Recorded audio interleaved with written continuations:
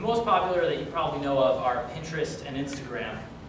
Also, Mozilla uses Django a lot for its products. So what Django's not is not Django Unchained. It is not the movie by Quentin Tarantino. So I said Django was a modern web framework. I just want to sort of talk about what is a modern web framework. So on the left, we have HTML. HTML is great. It's what the browser really cares about at the end of a request. Back in the late 90s, most websites were static HTML files. When you went to a URL, the web server rendered the contents of the HTML file to the web browser and served it up. That's all well and good. Unfortunately, if you want to change any of the content on the site, you have to edit the HTML files, and not everyone is extremely proficient with that. So we started to realize that we could use dynamic server-side languages like Python, Ruby, PHP to generate the HTML at the time of the request and then give it to the browser instead of using these static files.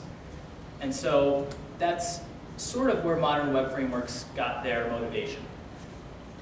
So some features about modern web frameworks. Security is a big thing. You know, there's a great project out there called OWASP. It's the Open Web Application Security Project. And every year, they release a list of the top 10 most known vulnerabilities for web applications. So web frameworks want to mitigate the developer from having to develop for these. They want the developer to not really have to worry about security in their application and know that it'll sort of be taken care of. So Django promises that if you use it the correct way, the top 10 list of OWASP will be taken care of for you. And that's a big deal in the web world we live in now, where security is such a threat. Moving on to structure. Structure is more for the benefit of the developer. We can structure our actual code into different files and directories, which help us maintain it easier in the long run.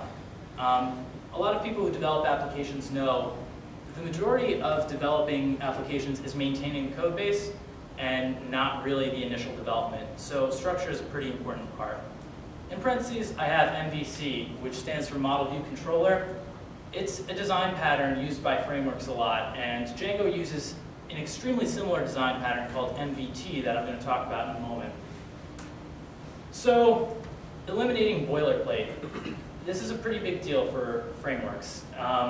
Every web application you write, you often copy over the same code time and time again. We want to eliminate this. It's a waste of our time. It's code we already know how to write. You know, a lot of times you write code that processes a form and sends an email at the end. Why would you want to write that every single web application when it could be built in?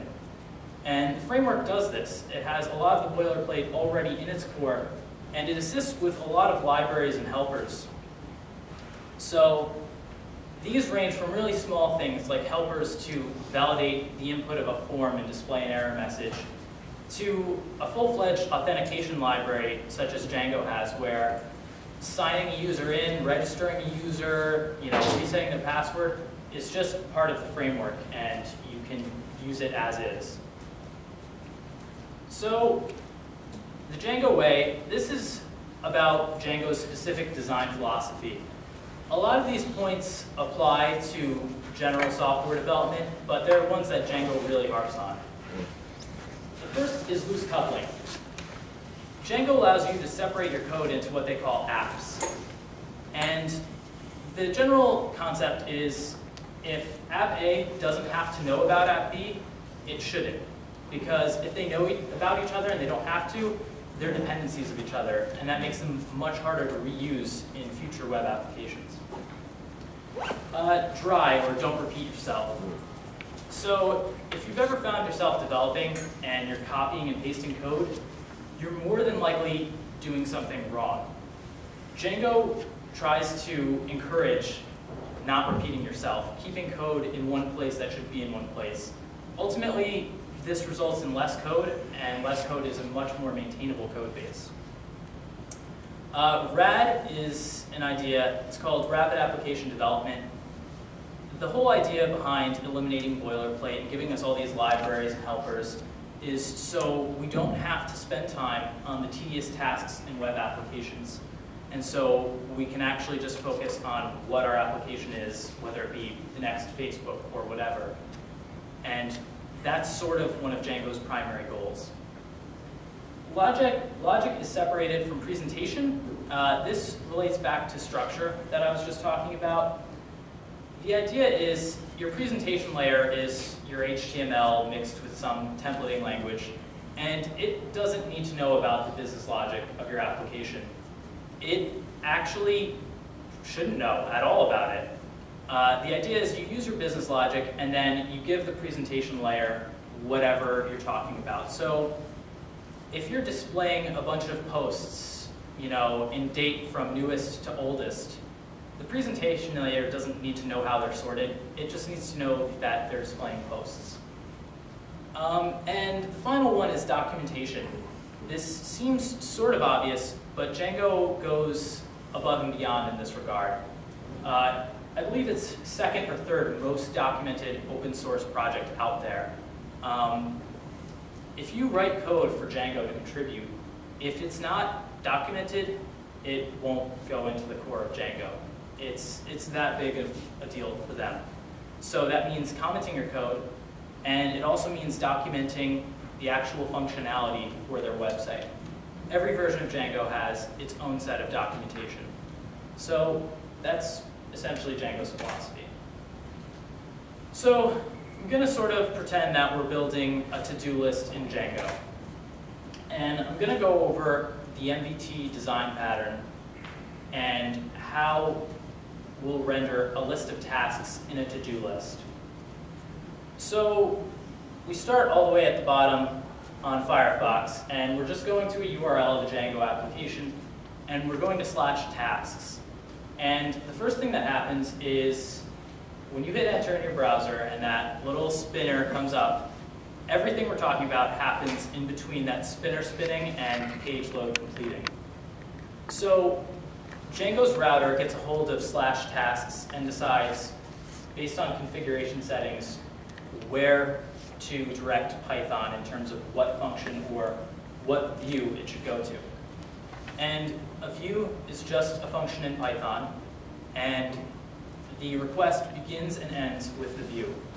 So the view now knows we need to display a list of tasks, and it needs to get the tasks from somewhere before we can display them. Remember, the end goal is to just give Firefox some HTML for tasks. That's it.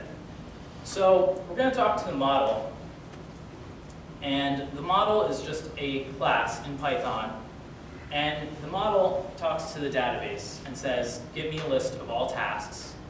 The database gives them to the model, and the model gives them back to the view. So we're almost there. We have all the tasks, we just need them in HTML to give back to Firefox. So we send these tasks, which are Python objects, to the template, and the template is able to render them and give us back HTML. So at this point, everything is done except the view just needs to return the HTML to Firefox. And that is one request in Django. So looking at the code, this is an example. This is actually the view used to generate that example. You can see it's a single Python function, and task.objects.all is just telling our model to give us all task objects in the system. And once we've done that, and we have the tasks, we can tell the template, tasks.html, to render the HTML given these tasks that we just grabbed from the model. And so this is the actual model of a task.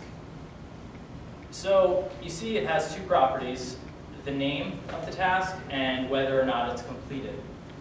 And these correspond to columns in a database. So we also have a method definition below called complete task, and all that does is it takes the current task that the object is representing, marks the completed flag as true, and then saves it in the database. And so the template is mixed HTML and Django's templating language. So anything between the braces, for this example, you can pretend is just regular Python. And everything between the less than greater than is HTML. And so if we look at this, we see it just loops through all the tasks we gave it from the view and lists them out. And it also has a checkbox that's checked if the task is completed and unchecked if it's not. And so this is our actual application, and this was generated through the code that I just showed you in the slides. So we have a bunch of tasks here. Attend the Open Source Festival is the only one that's complete. The rest are incomplete. So Django has a really nice utility called the Django shell. And this is where we can actually execute Django code from a command line interface. So if we open it up, we can import our task model and see we have a class representing a task. And from here, we can use their ORM, which I'll talk about later, to retrieve all of the tasks in the form of a Python list. So we just looked. Attend the OSF is completed, right? We can use this to filter all tasks where completed is true, and we have only the one task. And using the ORM, we can delete this, which actually effectively deletes it from the database, and it no longer appears on our list. We can do a bunch of other cool things. So for example, completed is false. That's everything. So say we pick the first one. Remember the milk? Remember that method we had called complete task? We can actually run it on this.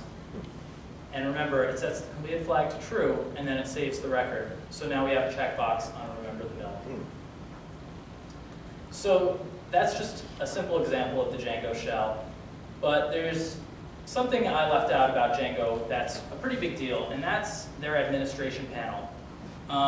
If any of you have ever done work for clients, administration panels are important. Clients aren't typically developers, and they need a GUI that they can use to manage things. Django prides itself in its administration panel because it's right out of the box, pretty full-featured, and allows us to manage all of our entities which are represented by models. So if we go to /admin, this is the Django administration panel, and this is complete stock. I haven't really done anything with it. And it's completely customizable. You can change the theme. There are even themes that make it look like WordPress.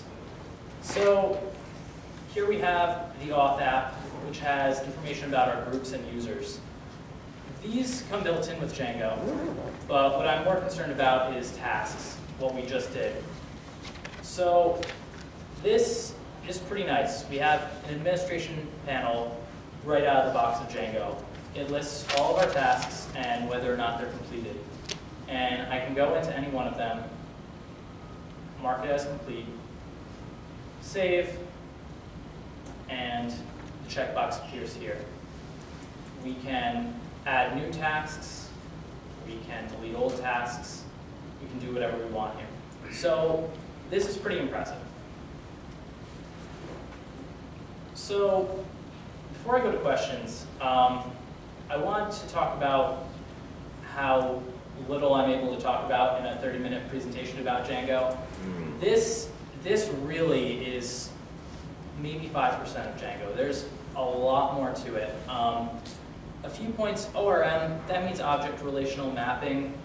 We sort of did that in how a model's properties correspond to columns in a database. And Django's ORM is pretty powerful, and the queries I was showing you in the shell are a very, very brief example.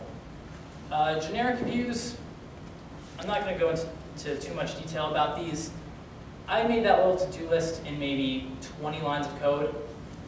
With generic views, I could make it in probably 10, which is pretty nice. Authentication system, I talked about that a little earlier.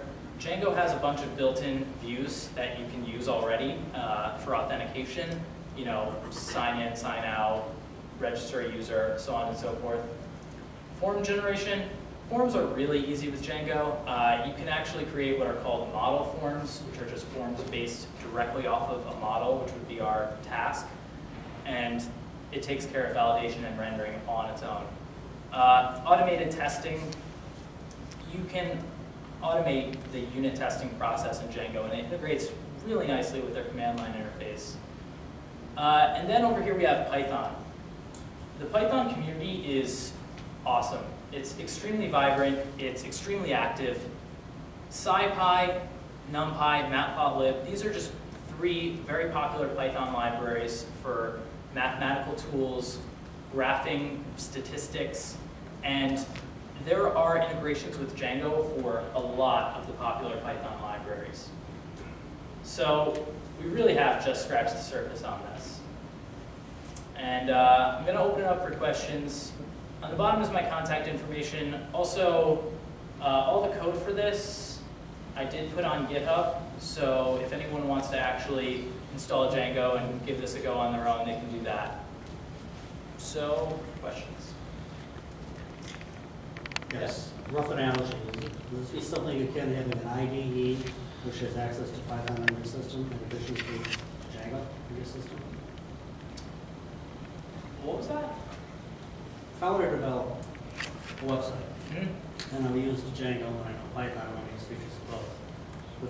With Python, I'm sorry, would Django be something akin to an IDE, something Yeah, there are, that you can... I mean, depending on what IDE you use, there are a lot of like plugins out there that allow integration with Django's command line, things like that. So Eclipse will do that perhaps? I don't know about Eclipse. I use Emacs. Gmail. Emacs has pretty good Django integration. So that requires installation on your machine? On your machine, I mean, you can, you know, if you have a server, a remote server, VPS, whatever, you can install Django, and then you could use NetBeans or Eclipse to SFTP files up and down if you wanted. But, I mean, locally is pretty decent as well. You'd have to install Python and Django, but yeah. And you mentioned, I'm sorry, Firefox, you mentioned specifically Chrome. Yeah, you can use any web browser. I'm going to use it. I'm going to Explorer just in case. That's perfectly fine. I won't judge you. Yeah. How involved is the Django web framework with the particular database? You mentioned in the example that it went and grabbed a column. Column suggests you're talking about a relational database. There are lots of other types of databases. Yeah, so Django out of the box supports SQLite, MySQL, Oracle, Postgres, relational databases. As far as NoSQL is concerned, I know there's a fork that supports MongoDB. I have no idea what the status of integrating that into the actual core is. You know, I think you would really have to tweak the core to get it to work with a non-relational database. So Django is really built for relational databases. Yeah, I would say that. Yeah. What do you think best distinguishes Django from other popular Python web frameworks? So just keeping within scope of Python, please. Yeah, keeping within scope of Python. Django has probably more built-in batteries than any of the others that I've looked at. But I mean, I've only really looked at micro frameworks like Flask and Bottle. But it has a lot of built-in libraries that let you do things extremely quickly. Some people think Django's a little bit too heavy in that regard, and that's why they go to other Python web frameworks. But I think in certain situations, you want all of those batteries.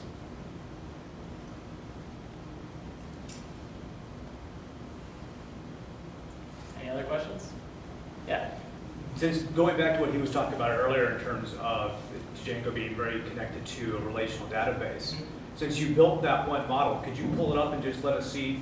I don't know if you've got it set up so you can do this easily, but could we look at the database that was the back-ending the tasks?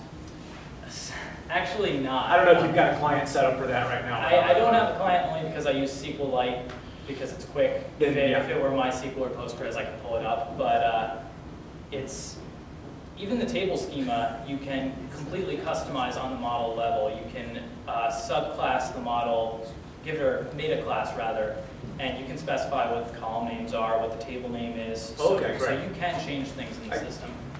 you actually read my mind, because that's sort of where I was going in terms of Yeah. how much control you had over the resulting structure of the Yeah, database. it's pretty decent. It's pretty decent. So you can use Django to build the actual database. Yeah, and in fact, a lot of people start using Django because they have this old database that's just really corrupt, and Django has this battery that lets you import it. It analyzes the database and then creates models based off of it. And I think it's pretty sophisticated. I think it can read like foreign keys and make the relationships.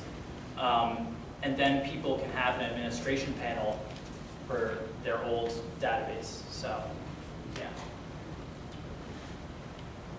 Anything else? Could be used as a converter from whatever old database to say SQLite format. I would probably not recommend it. There are ways you can do it. Django has a task that essentially just dumps whatever database type as JSON or CSV and then imports it into the other. But I don't know how sophisticated it is with schemas. Is